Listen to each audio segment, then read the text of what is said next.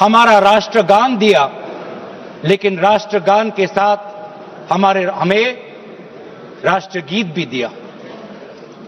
और कहीं ना कहीं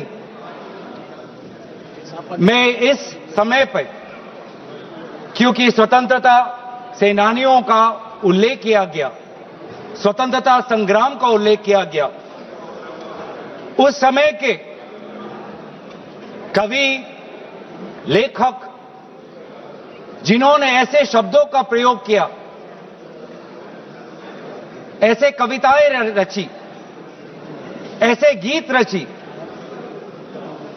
जिन गीतों के साथ, जिन शब्दों के प्रेरणाओं के साथ लाखों के तादाद पर स्वतंत्रता सेनानियों ने अंग्रेजों का जुल्म सहने की ताकत मिली। वे ऐसे शब्द थे, वे ऐसे गीत थे, वंदे मातरम, रविंद्रनाथ टैगोर जी के Where the mind is without fear, वो गीत झंडा ऊंचा रहे हमारा, वो गीत सरफरोशी की तमन्ना, वो गीत विद्रोह, वो गीत इंकलाब जिंदाबाद, वो स्लोगन करो या मरो, जय हिंद, सत्यमेव जयते, भारत छोड़ो। ऐसे कई नारे थे, ऐसे कई गीत थे, जिन गीतों ने, जिन शब्दों ने हमारे स्वतंत्रता संग्राम में हमारे भारत के समाज को ताकत दी। वंदे मातरम के इतिहास की और उसकी जंग की बात आदरणीय प्रधानमंत्री मोदी जी ने की। हां, जो मंगल पांडे का जो विद्रोह था, उस विद्रोह के विफलता के बाद भारत में एक बेचैनी थी और अंग्रेजों का जुल्म और बढ़ गया था। और ऐसे वक्त में 1872 में बंकिम चंद्र चटर्जी ने, जो पूरे बंगाल में जो रेनेसांस चल रहा था, जो भाषा के संदर्भ में जो एक क्रांति चल रही थी, उस क्रांति में वो भी एक महत्वपूर्ण धारा थे, जिस क्रांति में राजा राम मोहन रॉय भी थे, जिस क्रांति में ब्रह्मो समाज भी था। और उन्होंने 1872 में वो पहले दो पंक्ति लिखे जो आज हमारे राष्ट्रगीत के भाग में हैं। 1872-75 के बाद लगभग 9-10 सालों के बाद उन्होंने आनंद मत लिखा, जहां पर उन दो पंक्तियों में उन्होंने और कई पंक्तियां जोड़ी। और आनंद मत के संदर्भ में लिखा गया,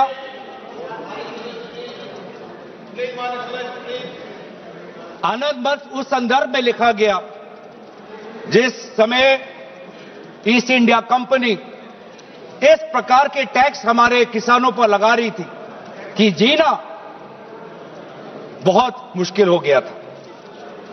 लेकिन वाकई में ये जो एक गीत था, जो आनंद मत में उल्लेखित था, वास्तविक रूप में ये नारा कब बना? इसकी शुरुआत हुई गीत से, लेकिन ये इसकी एवोल्यूशन, इसका पूर्ण जन्म एक नारा के द्वारा, एक राजनीतिक नारा के द्वारा 1905 में हुआ। 1905 में वायसराय कर्जन ने बंगाल के दो भाग करके सोचा कि इसके द्वारा वो बंगाल और बंगाल के द्वारा पूरे भारत पर एक गहरी चोट डालेंगे। लेकिन यही उनकी गलती थी। अगर मैं देखूं कि आधुनिक स्वतंत्रता संग्राम में वो कौन सा पल था जिस पल से भारत के स्वतंत्रता संग्राम में एक नई ताकत आई, वो 1905 के उस स्वदेशी आंदोलन से था। जो स्वदेशी आंदोलन बंगाल के पार्टीशन, विभाजन के बाद उजागर हुआ। और उसमें जैसे इतिहास में हमने पढ़ा है कि अरबिंदो घोष जी को एक ताकत मिली, वंदे मातरम का वो जर्नल, और उसके द्वारा जुगांतर पार्टी के द्वारा ये मैसेज गया कि हमें भारत को एक नई दृष्टि से, एक नई ताकत से एक नई मंथन के द्वारा हमें विद्रोह करना है। और यही बात आने वाले समय में पूरे प्रदेश में यह फैला और व्यापक रूप से फैला। और ये इस पूरे वंदे मातरम की जो यात्रा है, इस यात्रा को अध्ययन करना बहुत जरूरी, कि कहीं बंगाल के भाषा के क्रांति से निकला ये गीत जो 10 वर्ष बाद आनंद मठ के नॉवल में इसमें और पंक्तियां जोड़ी गई, बंगाल में एक राष्ट्र नारा बना 1905 में, और ऐसी प्रेरणा मिली जिस प्रेरणा से पूरे भारत में वो व्यापक रूप से प्रचारित हुआ। प्रचार होने के कई माध्यम थे। आदरणीय प्रधानमंत्री जी ने ग्रामोफोन का उल्लेख किया, लेकिन पैम्फलेट और पब्लिकेशन का भी एक बहुत महत्वपूर्ण भूमिका थी। ये पैम्फलेट और पब्लिकेशन के द्वारा बंगाल का ये नारा गया पंजाब में, गया महाराष्ट्र में, गया मद्रास में। ट्रांसलेशन के द्वारा आदरणीय सुब्रमण्यम भारती ने जिस प्रकार से 1905 में इसकी ट्रांसलेशन की, 1908 में इसकी ट्रांसलेशन की, तो कई जगह पे ये कन्नड़ में, तमिल में, तेलुगु में, अलग अलग भाषाओं में आनंद मठ और आनंद मठ के द्वारा पूरे वंदे मातरम की जो व्याख्या है, जो मूल भाव है, पूरे देश में फैला। खुदीराम बोस जी का उल्लेख यहां पे किया। और हां, जिस प्रकार से कोर्ट ट्रायल्स हुए, सिर्फ खुदीराम बोस जी का नहीं, अरबिंदो घोष जी के भी कोर्ट ट्रायल से पूरे देश को यह दृश्य दिख रहा है कि किस प्रकार से वंदे मातरम के द्वारा हमारे स्वतंत्रता सेनानी ब्रिटिश का विद्रोह कर रहे थे। और फिर सिर्फ स्वतंत्रता सेनानियों के बीच नहीं रहा, एक व्यापक रूप से ये छात्रों के बीच में ये समा गया। वंदे मातरम का उजागर राजामुंड्री आर्ट्स कॉलेज में किया गया, कोकानाडा आर्ट्स कॉलेज में किया गया, गोदावरी, कृष्णा, गुंटूर तक फैला, बांग्लादेश उस समय के मैमन सिंह सिटी कॉलेज तक पहुंचा। और यहां तक भी नहीं, बाहर जो हमारा तिरंगा ध्वज जब 1907 में पूरे विश्व में प्रकाशित किया, तो उस तिरंगा झंडा में भी वंदे मातरम उल्लेखित था। कला के द्वारा भी अवनींद्रनाथ टैगोर, उन्होंने एक पेंटिंग, एक चित्र इससे प्रेरणा लेते हुए किया। तो कहीं ना कहीं हमारे पूरे स्वतंत्रता संग्राम में कला, साहित्य का एक बहुत महत्वपूर्ण भाषा और बहुत महत्वपूर्ण भूमिका रही है। राजनीतिक नारा से, जैसे कि कहा गया, राष्ट्र में इसको एक राष्ट्रीय तवज्जो मिलने लगा। और इस वंदे मातरम को सिर्फ एक राजनीतिक नारा नहीं, लेकिन राष्ट्र गीत से इसको देखा जाए, ये तवज्जो, ये महत्व अगर कोई किसी राजनीतिक दल ने दिया तो वो कांग्रेस पार्टी। कांग्रेस पार्टी ने जब 1905 का स्वदेशी आंदोलन भी नहीं हुआ, 1896 में कलकत्ता में कांग्रेस के अधिवेशन में गुरुदेव रविंद्रनाथ टैगोर जी ने खुद वंदे मातरम को एक मधुर वाणी में उन्होंने उसका गीत प्रदर्शित किया। और बाद में उन्होंने एक चिट्ठी में लिखा भी पंडित नेहरू को, that the privilege of originally setting the first stanza of Vande Mataram to the tune was mine when the author was still alive. और कहीं ना कहीं ये भी बताने की बहुत जरूरत है कि रविंद्रनाथ टैगोर जी बंकिम चंद्र चटर्जी को बहुत करीबी से उनको मिले, और बंकिम चंद्र चटर्जी ने काफी समर्थन भी रविंद्रनाथ टैगोर जी को दिया। 1905 में स्वदेशी आंदोलन भी हुआ और 1905 में कांग्रेस का बनारस में अधिवेशन हुआ, जिस बनारस के अधिवेशन में अध्यक्ष कर रहे थे जी.के. गोखले साहब। और दोबारा 1905 के उस बनारस के अधिवेशन में सरला देव चौधरी जी ने वंदे मातरम का गीत प्रदर्शित किया। लेकिन इस 1905 के बनारस के अधिवेशन में उन्होंने वंदे मातरम में एक बहुत ही महत्वपूर्ण संशोधन वो लाए। वो संशोधन क्या था?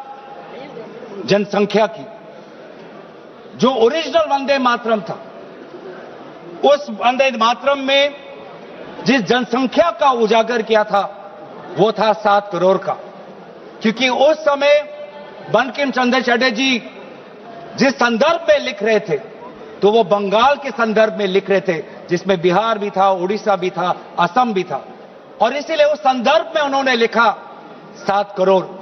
लेकिन जब 1905 में बनारस का अधिवेशन हुआ, उस 1905 के अधिवेशन में सरला देव चौधरी जी ने उस 7 करोड़ को 30 करोड़ करके पूरे एक राष्ट्र का तवज्जो वंदे मातरम को दिया। और वैसे ही महात्मा गांधी ने इंडिया ओपिनियन में उन्होंने लिखा, और 1907 में औरबिंदो घोष ने संध्या के मैगजीन में लिखा कि we want swaraj for all sons of mother India. What we want is that Hindus and Muslims both should come together to bring about Swaraj in unison. फिर अभी आप आते हैं जो मूल बात आदरणीय प्रधानमंत्री मोदी जी ने कही। आज उनके पूरे भाषण को मैंने बहुत गौर रूप से सुना, और उनके पूरे 1 घंटे के भाषण का 2 उद्देश्य था। पहला उद्देश्य यह था कि उनके बातों को सुनकर ऐसे लग रहा था कि आपके राजनीतिक पूर्वज खुद ब्रिटिश के खिलाफ लड़ रहे थे। ऐसे लग रहा था कि आपके राजनीतिक पूर्वज ने ब्रिटिश के खिलाफ विभिन्न आंदोलनों में भाग लिया। तो ये जो इतिहास को दोबारा लिखने की, रिवाइज करने की जो मंशा आज प्रधानमंत्री मोदी जी की भाषण में मुझे सुनाई दी। सर, मैं आपके साथ तो मैं तर्क वितर्क करने आया नहीं हूं। और दूसरा जो उद्देश्य था कि एक राजनीतिक रंग इस पूरे वंदे मातरम के चर्चा को देने का था। उन्होंने उजागर किया कांग्रेस वर्किंग कमेटी का और पंडित नेहरू जी का। और ये एक आदत है सर, ये मेरे पास एक टेबल है कि जब प्रधानमंत्री मोदी जी किसी भी विषय पे बोलते हैं तो पंडित नेहरू जी का नाम कितने बार लेते हैं और कांग्रेस पार्टी का नाम कितने बार लेते हैं। मैं बस एक ही उदाहरण देना चाहता हूं कि इससे पहले ऑपरेशन सिंदूर का डिबेट में हमने आदरणीय प्रधानमंत्री मोदी जी को सुना। क्या आप जानना चाहेंगे कि पंडित नेहरू का नाम कितने बार उन्होंने लिया? 14 बार। ऑपरेशन सिंदूर पे 14 बार उन्होंने पंडित नेहरू का नाम लिया। और कांग्रेस पार्टी का कितने बार? 50 बार। वैसे ही जब संविधान का 75th एनिवर्सरी मनाया जा रहा था तब 10 बार पंडित नेहरू जी का नाम लिया और 26 बार कांग्रेस पार्टी का। उस प्रकार से जब 2022 में जब राष्ट्रपति अभिभाषण पे प्रधानमंत्री मोदी जी अपना बात रख रहे थे तो 15 बार पंडित नेहरू का नाम लिया। 2020 में, सर मैं आपके साथ तर्क वितर्क नहीं करने आया सर, 2020 में जब राष्ट्रपति अभिभाषण पर प्रधानमंत्री मोदी जी ने भाषण दिया तो 20 बार पंडित नेहरू का नाम लिया। तो इसीलिए उनका आज दूसरा उद्देश्य तो मैं समझ गया, लेकिन बड़े विनम्रता से मैं आदरणीय प्रधानमंत्री मोदी जी को मैं कहना चाहता हूं और उनके पूरे मैं दल को कहना चाहता हूं और पूरे इनके ढांचे को कहना चाहता हूं, आप चाहे जितना भी कोशिश कर लो, आप पंडित नेहरू जी के जो उनका योगदान था उस पे एक भी काला दाग आप लगाने में सक्षम नहीं होंगे। आप चाहे पूरे कोशिश कर लो, आप एक भी उन पे काला दाग लगाने में आप सफल नहीं होंगे। हां, कांग्रेस वर्किंग कमेटी में और उससे पहले मुस्लिम लीग का विद्रोह था। मुस्लिम लीग ये कहना चाहती थी कि पूरा वंदे मातरम को बहिष्कार करना चाहिए, पूरे वंदे मातरम को बहिष्कार करना चाहिए। लेकिन मुस्लिम लीग को यह अधिकार कहां से मिला? और क्या मुस्लिम लीग के अनुसार हमारा देश चलेगा? क्या मुस्लिम लीग के अनुसार क्या कांग्रेस पार्टी चलेगी? कतई नहीं। हमारे उस समय के जो हमारे नेता थे मौलाना आजाद साहब, उन्होंने स्वयं कहा कि मुझे वंदे मातरम में कोई भी आपत्ति नहीं है। यह फर्क है कांग्रेस के मौलाना आजाद और मुस्लिम लीग के जिन्ना के बीच में। और उन्होंने लाख कोशिश करने के पश्चात भी, लाख दबाव डालने के पश्चात भी 1937 के कांग्रेस वर्किंग कमेटी में के सेशन में यह निर्णय लिया गया कि जहां पर भी नेशनल गैदरिंग होगी वहां पर हम शुरुआत में वंदे मातरम के पहले दो पंक्तियों को हम गाएंगे। इस सिद्धांत को मुस्लिम लीग ने बहुत बड़ी इसकी आलोचना की, बहुत बड़ी आलोचना की, और आलोचना हिंदू महासभा ने भी की। ये कभी कभी हिंदू महासभा और मुस्लिम लीग के जो राजनीतिक उद्देश्य है वो एक हो जाते हैं।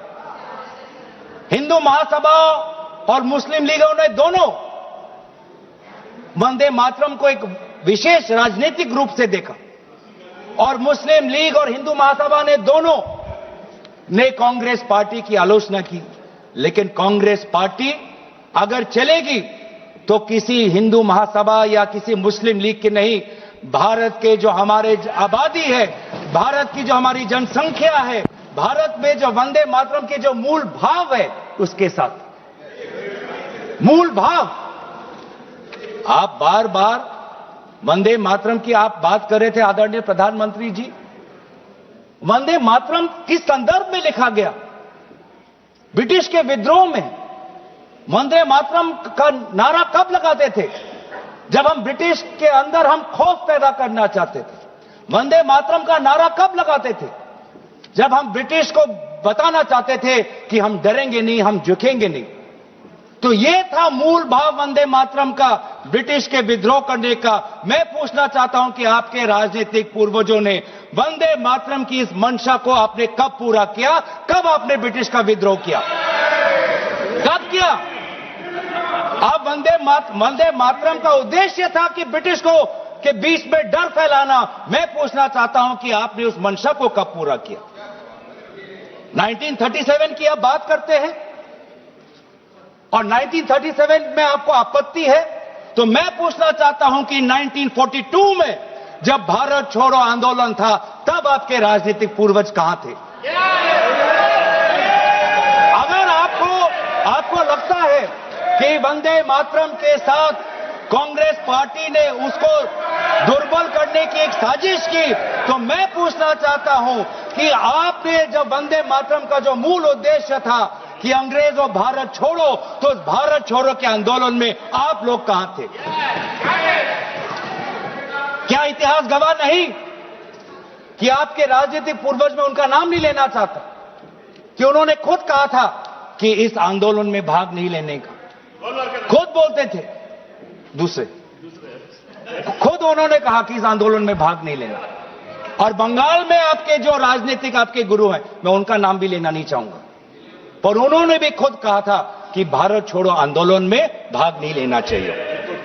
तो आप वंदे मातरम की बात करते हैं, स्वतंत्रता सेनानियों की बात करते हैं, प्रोपेगेंडा करने की कोशिश करते हैं।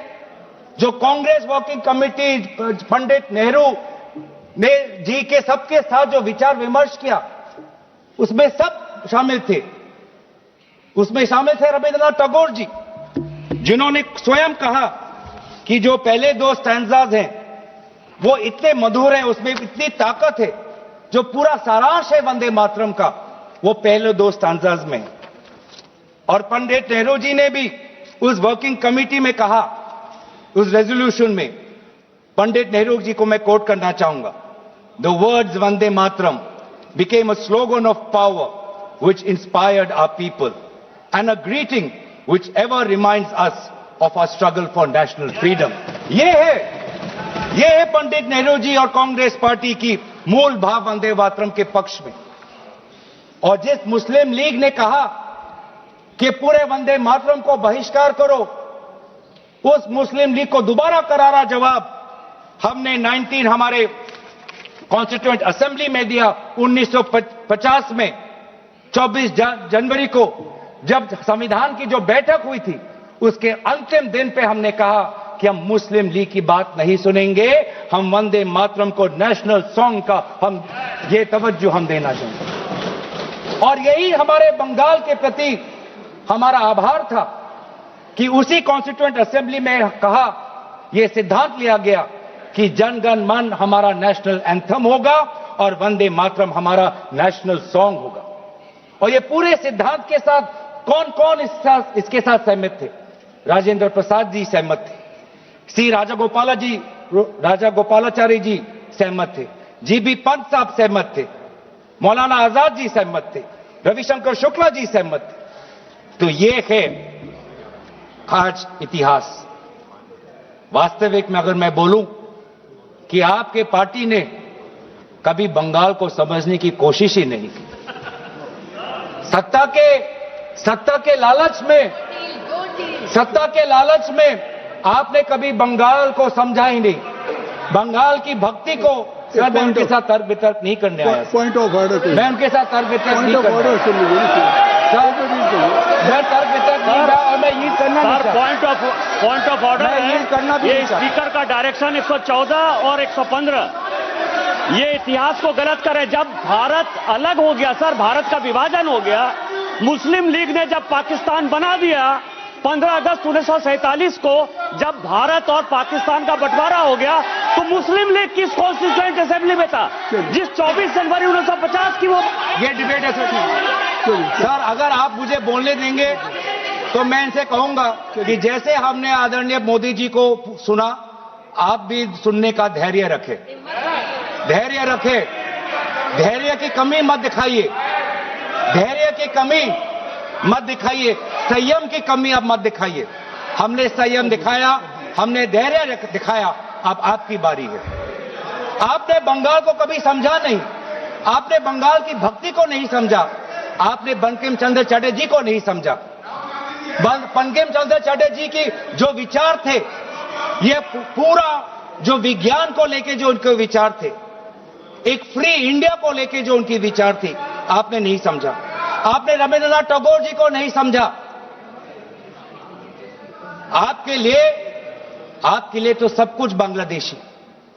रविंद्रनाथ टैगोर जी ने 1905 में अमार सोनार बांग्ला लिखा। आप इतिहास नहीं जानते, आपने रविंद्रनाथ टैगोर जी का इतिहास नहीं पढ़ा। और जब कहीं आपको अमार सोनार बांग्ला आपको सुनाई पड़ता है तो आपको सिर्फ बांग्लादेशी सुनाई पड़ता है। लेकिन जिस समय वो लिखा गया, बंगाल के पार्टीशन में जो दुख, जो वेदना, अमार सोनार बांग्ला, मेरे जो सुनहरे बंगाल के प्रति जो भाव था, उसको आपने नहीं समझा।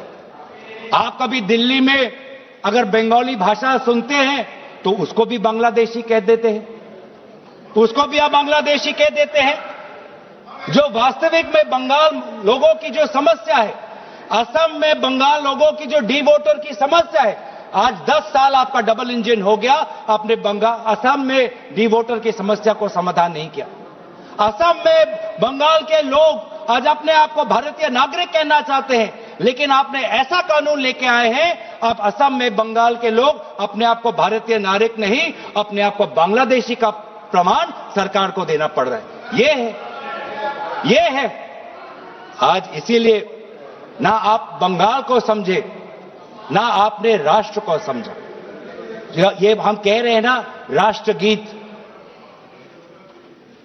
इसमें जो राष्ट्र है, आपने कभी राष्ट्र को समझने की कोशिश नहीं, क्योंकि ये राष्ट्र जो है एक संघीय ढांचे पर निर्भर है और इसमें कई प्रकार के राष्ट्रभक्ति हैं। आज अगर भारत एक मजबूत राष्ट्र है, वो इसलिए है क्योंकि इसमें ना सिर्फ बंगाल की राष्ट्रभक्ति समाई हुई है, इसके साथ तमिल की भी राष्ट्रभक्ति समाई हुई है, इसके साथ असम की राष्ट्रभक्ति समाई हुई है, इसके साथ पंजाब की राष्ट्रभक्ति समाई हुई है, इसके साथ केरल की राष्ट्रभक्ति समाई हुई है, इसके साथ कर्नाटका तेलंगाना की राष्ट्रभक्ति समाई हुई है, इसके साथ नागालैंड उत्तर पूर्वांचल की राष्ट्रभक्ति समाई। लेकिन आपने कभी समझा ही नहीं।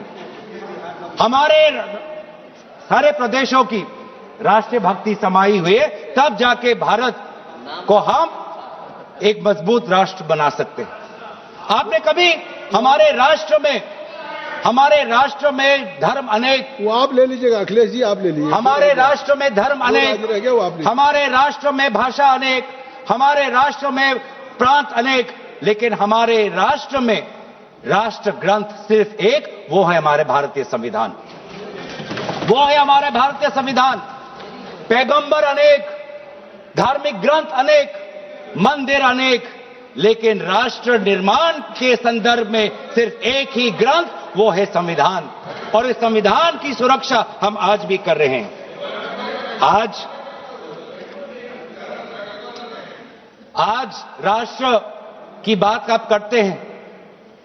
मैं पूछना चाहता हूं कि आपने जो हमारा नेशनल एंथम है, आप चाहते थे कि वंदे मातरम हमारा नेशनल एंथम बने, लेकिन जब पूरे देश ने जन गण मन को नेशनल एंथम, रविन्द्रनाथ टैगोर जी के द्वारा रचित जन गण मन को नेशनल एंथम का तवज्जो दिया, तो आपके राजनीतिक पूर्वजों ने लगभग 52 साल आपने ना राष्ट्रीय तिरंगा अपने शाखाओं में लगाया, ना राष्ट्रीय नेशनल एंथम अपने शाखाओं में कहा। आप राष्ट्र की बात करते हो, ना नेशनल एंथम को आपने तवज्जो दी, न भारत के तिरंगा को आपने तवज्जो दिया। आप क्या राष्ट्र की बात करते हो? लेकिन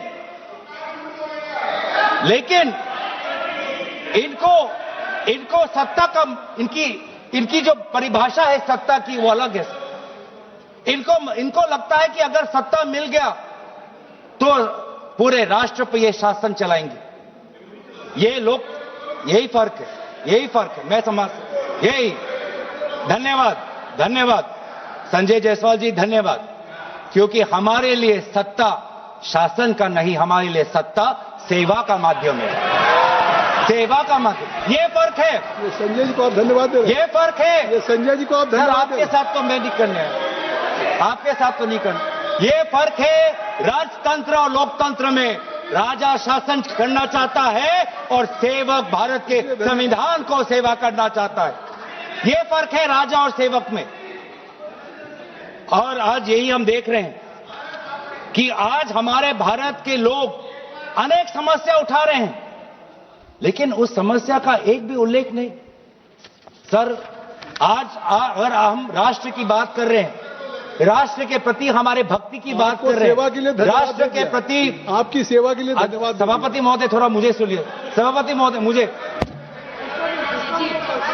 हम राष्ट्र के प्रति हमारे कर्तव्य की बात के प्रति हमारे कर्तव्यों की हम बात कर रहे हैं। आज सदन पहली बार भारत के राजधानी में बम विस्फोरण हुआ, एक बार भी उसका उजागर आदरणीय प्रधानमंत्री मोदी जी नहीं किया।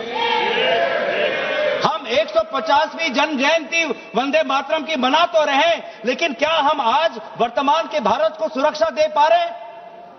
क्या हमने दिल्ली के राजधानी में हमारे दिल्ली वासियों को हमने सुरक्षा दी?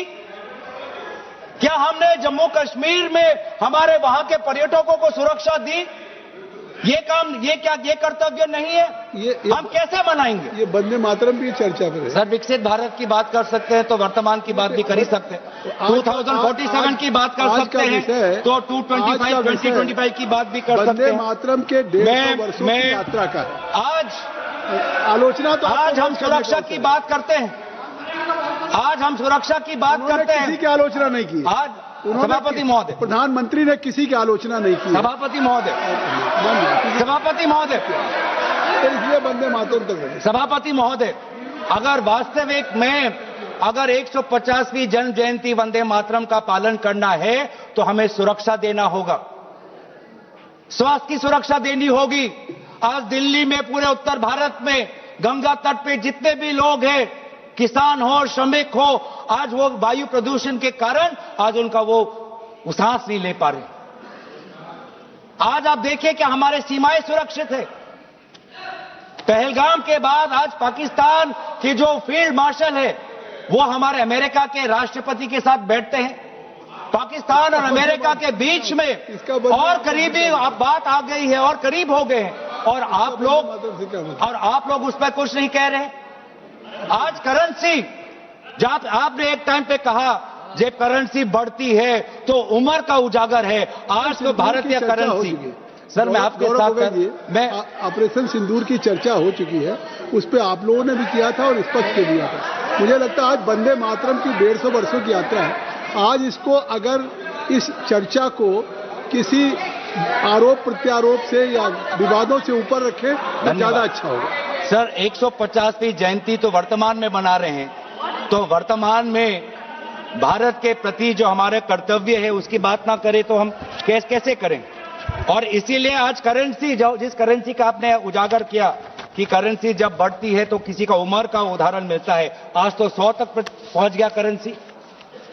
तो ना वायु प्रदूषित है, ना वायु से हम सुरक्षित है, ना करेंसी हमारी सुरक्षित है, ना हमारी सीमा सुरक्षित है, ना हमारे दिल्ली में हम सुरक्षित है, ना जम्मू कश्मीर और लद्दाख में जो सुरक्षा उनको मिलनी चाहिए, जो राजनीतिक सुरक्षा मिलना चाहिए, जो संपूर्ण राज्य का दर्जा मिलना चाहिए, जो यूटी का दर्जा मिलना चाहिए, ना उनको हम दे पा रहे हैं।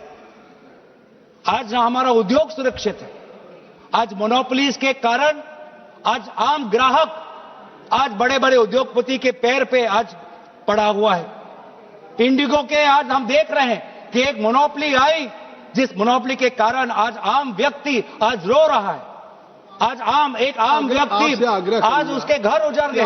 आपसे हमने ऐसे एक मिनट सुन लें, आपसे आग्रह करता हूं कि स्वयं ऑनरेबल स्पीकर ने कहा था कि आज जो हम चर्चा कर रहे हैं ये केवल वर्तमान के लिए नहीं, आने वाली पीढ़ियों के लोग भी आज की इस चर्चा से प्रेरणा लेंगे। देखिए, आपकी इस चर्चा से प्रेरणा लेंगे और मुझे लगता है कि आपको बहुत से अवसर मिलेंगे जब आप आलोचना कर सकते हैं, आरोप प्रत्यारोप कर सकते हैं, लेकिन आज की चर्चा कम से कम मैं आपसे धन्यवाद सर। वंदे मातरम राष्ट्र के प्रति हमारे कर्तव्य को उजागर कर, और आज तो हमारा वोट भी सुरक्षित नहीं है, आज तो हमारा वोटर लिस्ट भी सुरक्षित नहीं है। आज हम विभिन्न प्रदेशों में देख रहे हैं कि किस प्रकार से ये सरकार यूपीआई की बात करती है, जेम ट्रिनिटी की बात करती है, आधार की बात करती है, लेकिन मशीन रीडेबल वोटर लिस्ट नहीं देना चाहती। वो काम वो कागज से करवाना चाहती है। तो ना आज वोट सुरक्षित है, ना आज स्वास्थ्य सुरक्षित है, ना सीमा सुरक्षित है, ना करेंसी सुरक्षित है, ना व्यापार सुरक्षित है। तो लोकसभा में देखिए चर्चा चल रही है। चर्चा 150 वर्ष पूरे होने के मौके पर है। वंदे मातरम को लेकर प्रधानमंत्री नरेंद्र मोदी ने इस चर्चा की शुरुआत की। तकरीबन 50 मिनट के उन्होंने भाषण में कांग्रेस को घेरा। कांग्रेस को खास तौर पर इस बात के लिए घेरा कि जो वंदे मातरम के 2 पद हैं वो मुस्लिम लीग के दबाव में हटा दिए गए। इस वक्त गौरव गोगोई कांग्रेस की तरफ से चर्चा में हिस्सेदारी कर रहे हैं। इस बहस पर हर कवरेज सबसे पहले आप एनडीटीवी पर हासिल करेंगे। अभी छोटा सा ब्रेक ले रहे हैं, फौरन